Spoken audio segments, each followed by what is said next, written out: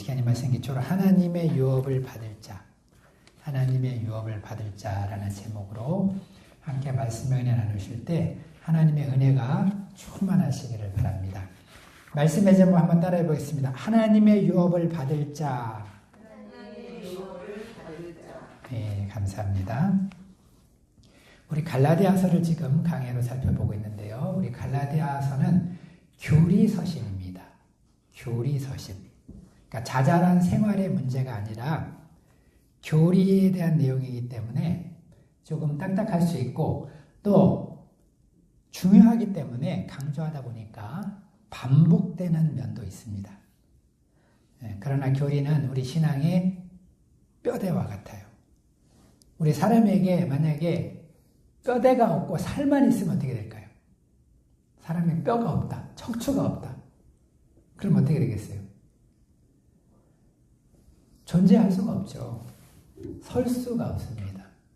아무런 행동할 수가 없어요. 뼈가 그렇게 중요한 것입니다. 우리 신앙에서도 마찬가지라는 거예요. 아무리 내용이 풍부해도 교리가 없으면은 그 신앙이 올바로 설 수가 없는 겁니다. 교리가 굉장히 중요하다. 그렇기 때문에 우리가 좀 딱딱한 면이 있고 또 반복되는 면이 있다 하더라도 잘 인내하고 반복하면은 더 깊이 새기라는 뜻이구나. 이렇게 영접하고 깊이 우리가 영접하고 소화를 할 수 있기를 바랍니다. 오늘 말씀은 어린 상속자의 비유라는 말씀입니다. 어린 상속자의 비유. 지난주 후반부 말씀과 연결되는 내용입니다. 우리 지난주 말씀 후반부에서 우리는 믿음이 오기 전과 온 후를 비교하면서 온 후에 우리가 누리게 된 은혜를 살펴보았습니다. 믿음이 오기 전에 어땠어요? 믿음이 오기 전에 우리는 율법 아래 매이고 갇혀 있었지만 이제 믿음이 온 뒤는 어떻게 되었습니까? 믿음이 온 뒤로 우리는 하나님의 아들이 되었고 그리스도로 옷 입게 되었고 그리스도 안에서 하나가 되었고 유업을 이을 자가 되었다 그랬습니다. 엄청난 축복을 받았다 그랬습니다. 자, 오늘 말씀에서 바울은 그 중에 유업을 이을 자라는 말을 고리로 해서 다시 한번 우리 신자들의 정체성에 대해서 말해주고 있습니다. 우리 신자들이 이제 어떤 사람들이 되었는가 상기시키면서 이제 더 이상 율법이나 세상 초등학문에 종론할 필요가 없다는 사실을 가르쳐주고 있습니다. 오늘 말씀에 의하면 우리의 변함없는 정체성은 하나님 나라의 유업을 받을 자, 곧 하나님의 상속자들입니다. 우리 누구라고요? 네, 하나님의 상속자들이에요. 그런데 진정한 상속자가 되기 위해서는 3단계 신분의 변화를 거치게 됩니다. 어떤 단계입니까? 첫째는 본래의 신분이에요. 본래의 신분. 그리고 다음은 종의 신분. 그리고 마지막 세 번째는 다시 상속자의 신분입니다. 하나님 나라의 상속자가 된다는 것은 쉬운 것이 아닙니다. 엄청난 축복이기 때문에 쉽게 될 수가 없어요. 단계를 잘 거쳐야 되는 것입니다. 그렇기 때문에 우리가 이 단계를 잘 이해하고 바른 신앙을 가져야 진정한 상속자들이 될 수가 있는 것입니다. 우리가 차례로 살펴보면서 교훈을 얻을 수 있기를 기도합니다. 우리 첫 번째로 살펴볼 것은 우리 본래의 신분에 가는 것이에요. 우리는 본래 어떤 자들이었는가 살펴보도록 하겠습니다. 4장 1절부터 보겠습니다. 내가 또 말하노니 유업을 이을 자가 모든 것의 주인이나. 이 말씀은 우리가 본래 어떤 자들인가 우리의 본래의 신분을 말해주고 있는 거예요. 이 말씀에서 볼 때 우리는 본래 하나님의 유업을 이을 자로 모든 것의 주인이었다. 이렇게 말하고 있습니다. 여러분 우리 하나님의 자녀들은 날 때부터 나기 이전부터 하나님 나라의 상속자요 만물의 주인으로 예정되었다는 거예요. 내가 나기 이전부터 이렇게 예정된 것이기 때문에 이것은 하나님의 전적인 은혜입니다.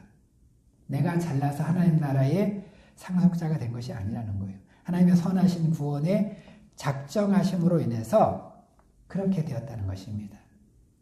오직 은혜라는 것입니다. 근데 은혜 중에서도 엄청난 은혜예요. 우리는 처음부터 하나님 나라의 유업을 이을 자요 모든 것의 주인이 되었다는 것입니다. 엄청난 축복을 받은 채로 태어나게 됐다는 거예요. 우리 모든 만물의 시작을 다루고 있는 창세기 보면은 하나님께서는 우리 인간을 어떻게 지었습니까? 우리 인간을 처음부터 하나님의 형상대로 지었어요. 우리는 하나님의 형상대로 지어진 고귀한 존재라는 거예요. 이 세상에 여러 가지 만물들이 있습니다. 생물도 있고 무생물도 있지만은 하나님의 형상대로 지어진 존재는 우리 인간들밖에 없어요. 정말 우리 인간은 고귀한 존재예요. 그렇기 때문에 인간은 인간의 존엄성이 거기서 나오는 것입니다. 우리가 하나님의 형상을 본받았기 때문에 인간이 존엄한 거예요. 그래서 인간을 죽이면 왜 죄가 되냐? 하나님의 형상 본받은 우리 인간을 죽이면 이것은 있을 수가 없는 일인 거죠. 죄가 되는 것입니다. 우리는 하나님의 형상으로 지음을 받았고 또 뿐만 아니라 우리 창세기 보면 하나님은 우리 인간을 만물의 영장으로 삼으셨다 그랬어요. 세상의 모든 만물을 다스리게 하셨다 그랬어요. 만물의 영장인 거예요. 그런데 사실은 이 정도가 아닙니다. 하나님은 장차 이제 구원받은 자들은 하나님 나라의 유업을 받을 자들, 곧 하나님 나라의 상속자들로 택정하셨다는 거예요. 이는 실로 상상할 수 없는 은혜와 축복인 것입니다. 그러니까 우리 하나님의 자녀들은 본래부터 모든 사람이 이런 축복을 받았다는 말은 아니에요. 모든 사람이 다 그런 건 아닙니다. 하나님의 자녀될 자들, 하나님의 자녀된 이 구원에 대해서는 미리 예정된 것이고 이 자녀된 자들은 본래부터 이런 신분으로 예정됐다는 거예요. 사람들은 자기가 누구인가 아는 것이 굉장히 중요합니다. 내가 누구인가 이것을 가리켜서 정체성이라고 하는데요. 정체성이 분명해야 되는 것입니다. 내가 아무리 귀한 사람으로 태어났어도 내가 얼마나 귀한 사람인가 알지 못하면은 어떻게 될까요? 자기 인생을 허투루 살게 되고 낭비하게 되고 심지어 망칠 수가 있어요. 그렇기 때문에 우리는 내가 누구인가, 우리는 누구인가 잘 알아야 된다는 것입니다. 그래야 그에 합당한 올바른 삶을 살 수가 있어요. 그런데 우리는 누구예요? 본래부터 하나님 나라의 유업을 이을 자요 모든 것의 주인으로 태어났다는 거예요. 존귀한 자들로 태어났다는 것입니다. 존귀한 자도 보통 존귀한 자가 아니죠. 정말 하나님 나라의 상속자니까 이것은 우리는 그냥 삼성의 상속자만 해도 좀 존귀해 보이잖아요. 이 정도가 아니라는 거예요. 하나님 나라의 상속자, 하나님의 유업을 이을 자로 태어났다는 것입니다. 그렇기 때문에 우리는 어떻게 해야 됩니까? 함부로 살면 될까요? 안 될까요? 아무 말이나 하면 될까요? 안 될까요? 안 된다는 것입니다. 또 자기를 비하하면 안 돼요. 아유, 이 못난 놈. 왜 태어났어? 이런 말 하면 절대로 하면 안 된다는 것입니다. 자신을 굉장히 귀하게 여기고 자중자애해야 된다. 항상 우리는 하나님의 아들로서 자긍심을 가지고 품위를 지켜야 된다는 거예요. 우리가 하나님 나라의 상속자의 모든 것의 주인으로서 우리가 본래 이런 자였다는 거예요. 주인으로서 품위를 지킬 수 있기를 바랍니다. 우리 두 번째, 그러나 잠시 종의 신분을 거치게 됩니다. 종의 신분으로 떨어지게 됩니다. 1절 하반절을 다시 한번 보시기 바랍니다.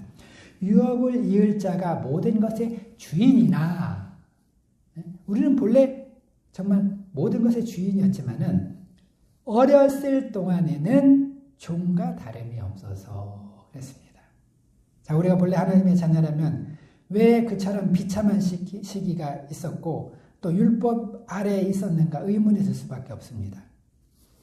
이에 대해 사도는 앞서도 살펴보았던 가정교사 제도를 빌어서 설명하고 있는 것입니다. 우리 로마인들은 자녀들을 훌륭한 사람으로 키우기 위해서 어떻게 했다 그랬죠? 어려서는 가정교사를 두어가지고 아주 엄하게 훈육했다 그랬어요. 마치 종과 같이 아주 그냥 험불 훈련을 시킨 거예요. 종 훈련을 시킨 거예요. 2절을 보시기 바랍니다. 그 아버지가 정한 때까지 후견인과 청지기 아래 있었나니. 여기 보면 그 아버지가 정한 때까지라 그랬어요. 우리가 종의 상태로 있기는 있지만요. 비참한 상황을 겪기는 겪지만은 그때가 영원하지는 않다는 것입니다. 시한이 있어요. 반드시. 때가 있어요. 어느 때까지입니까? 아버지가 정한 때까지. 하나님의 정하신 때까지. 그때까지 우리는 후견인과 청지기 아래에 있다 그랬어요. 로마법에 의하면은 아들은 14세까지 부친이 위탁한 후견의 보호 아래 있게 되고 또 재산의 관리권은 25세가 될 때까지 청지기에게 위임되었다 그럽니다. 이 후견인과 청지기는 아들을 대신해서 권한을 행사했기 때문에 아무리 귀한 집 자식이라 할지라도 스스로는 그때까지는 아무것도 할 수가 없었습니다. 그런 점에서 종과 다를 바가 없었다는 것입니다. 자, 이처럼 우리도 어렸을 때에는 이 세상의 초등 학문 아래에 있으면서 그 영향과 지배를 받았다는 것입니다.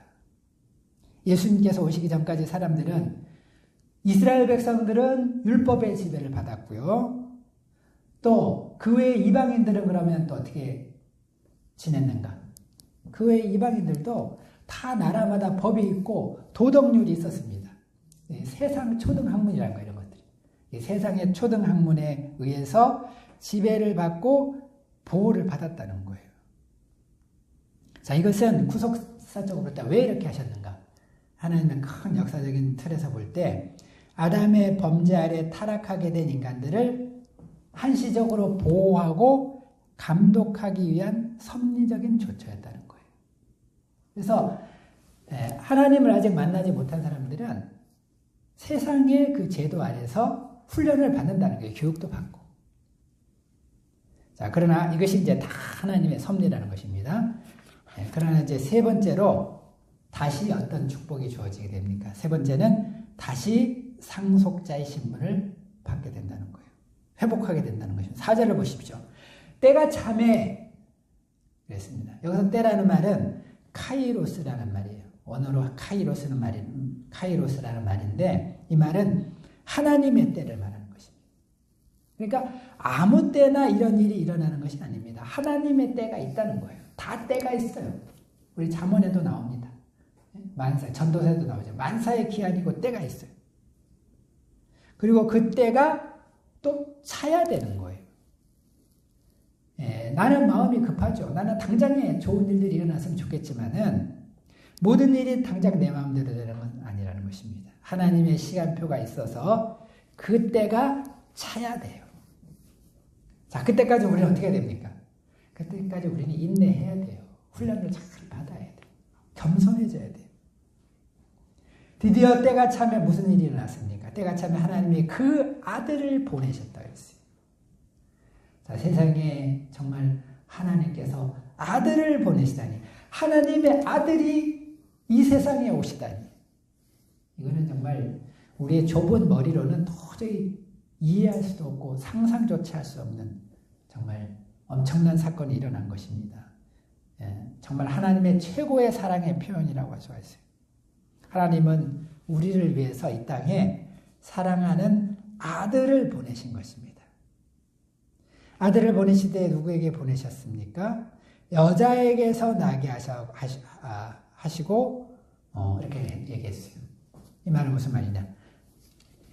여자의 후손으로 나오게 하셨다는 것입니다. 이것은 성경에 약속이 되어 있어요. 나중에 메시아는 여자의 후손으로 오게 됩니다. 우리는 보통 아버지의 후손, 아버지를 따라서 누구누구의 아버지, 어떤 아버지의 아들이라고 이렇게 얘기를 하는데 메시아는 여자의 후손으로 온다는 거예요. 이 말이 무슨 말입니까? 우리 사도신경에서 고백하는 대로 성령으로 잉태되셨기 때문에 성령으로 잉태되시고 마리아에게서 나신, 여자에게서 나신 거예요. 여자에게 나셨습니다. 그리고 또 하나님은 예수님을 율법 아래 나게 하셨다 그랬어요. 율법의 지배 아래 태어나게 하셨다는 것입니다. 그 이유가 무엇입니까? 5절에 나옵니다. 다 뜻이 있어요. 하나님께서 예수님을 율법 시대에 나게 하시고 율법 아래 있게 하신 것은 장차 예수님을 통해서 율법 아래에 있는 자들을 속량하시고 그들에게 모두 아들의 명분을 회복시켜 주시기 위함이라는 것입니다. 자, 이렇게 해서 이제 정말 예수 그리스도의 은혜로 인해서 이제 우리는 세 가지 은혜를 받게 됐습니다. 세 가지 축복 회복하게 된 거예요. 첫 번째는 무엇입니까? 우리는 다시 하나님의 아들이 되었어요. 우리는 원래 하나님의 아들이로 이제 택정을 받았는데 그동안에는 아닌 것처럼 살았다는 것입니다. 근데 이제 드디어 하나님의 아들로 회복이 됐어요. 그동안 당했던 서름에서 벗어나서 하나님의 아들의 신분까지를 회복하게 되었다는 것입니다. 이제 우리는 탕자가 아니에요. 잃어버린 자들이 아닙니다. 우리는 아버지의 아들이에요. 다시 하나님의 아들이 된 것입니다. 그렇기 때문에 이제는 아무도 우리를 무시할 수 없습니다. 아무도 우리를 과시할 수 없어요. 우리를 무시하고 과시하는 자들은 하나님께 큰 벌을 받게 될 것입니다. 이거 성경에 나와 있어요. 우리를 저주하는 자들은 저주를 받게 되는 것입니다. 자, 우리가 하나님의 아들이 되었다는 것은 정말 크나큰 축복인 것입니다. 로마 제국의 초대 황제였던 옥타비아누스는 옥타비우스의 아들이란 뜻이에요. 말이. 옥타비우스의 아들이 옥타비아누스예요. 그는 시골 출신으로서 별 볼 일이 없던 자였습니다. 그나마 이제 아버지는 출세를 했던 분인데 일찍 죽어버렸어요. 어머니는 어린 아이들을 두고 재혼을 해서 나가버렸습니다. 그래서 그 자녀들을 외할머니가 맡아서 길렀는데요. 근데 그 외할머니가 누구냐면은 시저의 여동생이었어요. 우리 줄리어스 시저 알죠? 이 로마의 최고의 실력자 아니었습니까? 그래서 왕이 될 뻔했는데, 황제가 될 뻔했는데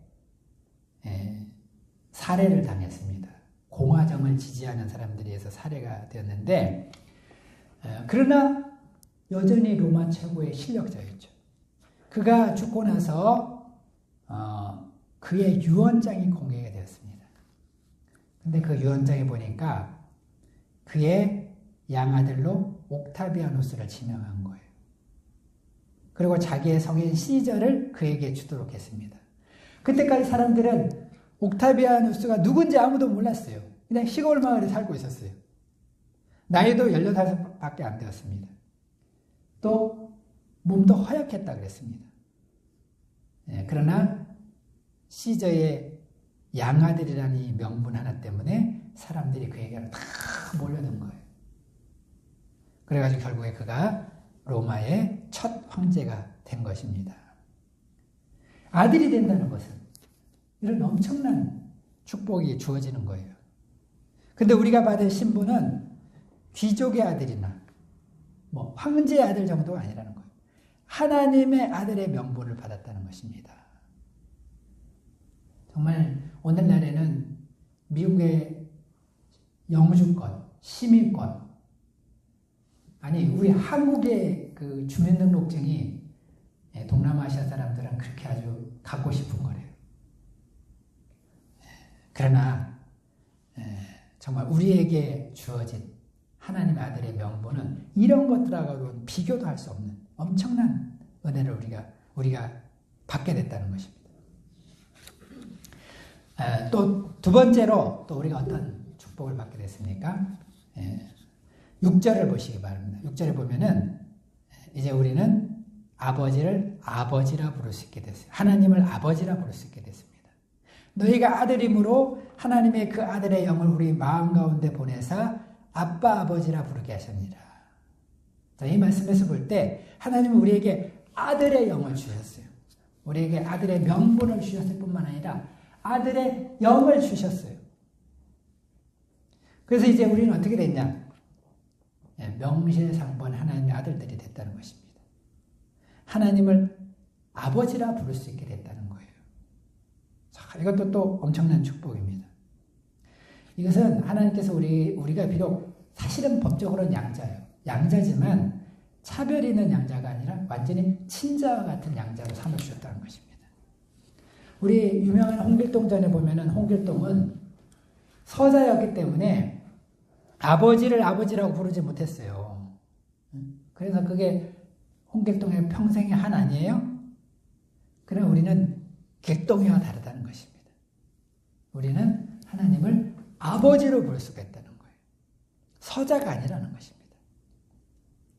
우리는 정말 하나님의 온전한 아들이 됐다. 이 확신을 가지고 하나님을 아버지로 불러야 된다는 것입니다. 어떤 사람들은 이제 목사님인데도 보통 평신도도 아니고 목사님인데도 하나님을 부를 때 그냥 기도할 때 보면 하나님 그리고 끝나는 사람도 굉장히 있어요. 종종 있어요. 저는 이런 분들 보면 참 안타깝습니다. 우리는 하나님 이렇게 끝나면 안 돼요. 꼭 이어서 아버지라고 불러야 됩니다. 하나님 아버지. 하나님 아버지. 왜? 하나님은 우리의 아버지가 되시기 때문에. 우리 특권을 우리가 놓치면 안 되잖아요. 하나님 아버지라고. 여러분들은 하나님 부를 때 정없이 하나님 그렇게 부르지 마세요. 하나님 아버지. 하나님 아버지. 그리고 그 사실을 항상 기억하시기 바랍니다. 하나님이 내 아버지시다. 하나님은 내 아빠다 그랬어요. 심지어 아빠. 정말 나의 친근한 아버지가 바로 하나님이시라는 거예요. 하나님을 우리가 아빠로 두는 사람들인데 걱정할 일이 뭐가 있겠습니까? 두려워할 일이 뭐가 있겠어요? 하나님 아버지를 부를 때 우리가 담대할 수 있고 평안을 누리게 할 수 있고 자긍심을 가질 수 있고 믿음의 자녀로 살아갈 수 있는 모든 은혜를 공급받을 수가 있는 것입니다. 우리가 정말 하나님을 아버지로 부르고 또 특권을 누리고 또 특권만 누리면 안 되겠죠? 아들답게 살고 하나님을 아버지답게 또 섬길 수 있기를 기도합니다. 세 번째로 이제 또 우리가 어떤 축복을 누리게 됐냐면은 다시 하나님의 상속자들이 되었어요. 7절을 보시기 바랍니다. 그러므로 내가 이후로는 종이 아니요 아들이니 아들이면 하나님으로 말미암아 유업을 이을 자니라. 그러므로 이제 우리는 더 이상 종이 아닙니다. 우선 기억해야 되면 종이 이제 다시 종으로 살면 안 돼요. 우린 종이 아니에요. 죄의 종이 아니고 율법의 종이 아니에요. 세상 초등학문의 종이 아니에요. 그러니까 우리는 다시 율법의 종로를 타면 안 된다는 거예요. 초등학문으로 돌아가가지고 내가 세상에서 예전에 가지고 있던 그 가치관, 그 종로를 타면 안 된다는 거예요. 세상 가치관 어때요? 세상 가치관은 정말 세속적이고 물질적이고 이기적이고 그렇잖아요. 그런 가치관 다시 따라 살면 안 된다는 것입니다. 대신 우리는 어떤 삶을 살아야 돼요? 우리는 하나님의 아들이다. 하나님의 아들로서의 믿음과 확신을 가지고 살아가야 된다는 것입니다. 우리는 또 하나님의 아들이 되었기 때문에 자동적으로 어떻게 됩니까? 하나님으로 말미암아 유업을 받을 자, 하나님 나라의 상속자들이 됐다는 거예요. 여러분, 우리는 예수로 말미암아 다시 하나님 나라의 상속자들이 되었습니다. 아까도 얘기했죠. 우리는 삼성 정도의 상속자가 아니에요. 테슬라 상속자 정도가 아니에요. 우리는 하나님 나라의 상속자들이 되었다는 것입니다. 그러니까 어떻게 살아야 돼요? 그러니까 얼마나 정말 자부심을 가져야 되겠습니까? 자부심을 가져야 돼요. 우리 하나님의 자녀들. 내가 지금 비록 이 땅에서 아무리 낮은 곳에 처하고 아무리 어려운 상에 처했다더라도 주눅들면 안 돼요. 자부심을 가져야 됩니다. 어깨를 펴야 됩니다. 담당해야 됩니다. 이 세상의 부한자들 앞에서 이렇게 주눅이 들면 안 돼요. 그런 사람들은 아무것도 아니에요. 이제 금방 다 사라지고 또 이제 하나님 나라에 가보면 그냥 흔적도 찾을 수 없습니다. 우리 하나님의 자녀다. 하나님 나라의 상속자이기 때문에 당당을 해야 된다. 또 불안해할 필요가 없습니다. 평안을 누려야 됩니다. 뿐만 아니라 또 우리가 어떻게 살아야 되겠습니까? 이런 축복들을 또 받았으니까 그에 걸맞는 삶을 살아야 되겠죠. 하나님 나라의 상속자답게 이제 책임을 다해야 됩니다. 정말 아버지를 사랑하고 아버지의 뜻을 이루는 삶을 살아야 되고 또 세상 사람들처럼 살면 안 돼요. 우리는 뭔가 다른 정말 이런 존귀한 고귀한 삶을 살아가야 된다는 것입니다. 우리가 하나님의 아들이요 또 하나님 나라의 상속자들로서 이런 분명한 자부심을 가지고 이 땅에서 이런 믿음으로 살아갈 수 있기를 기도합니다. 결론적으로 이는 하나님 나라의 유업을 이을 자들입니다. 잠시 종로로 됐지만 그리스도 안에서 회복됐어요. 그렇기 때문에 이제 우리는 다시 초등학문으로 돌아가면 안 된다는 것입니다.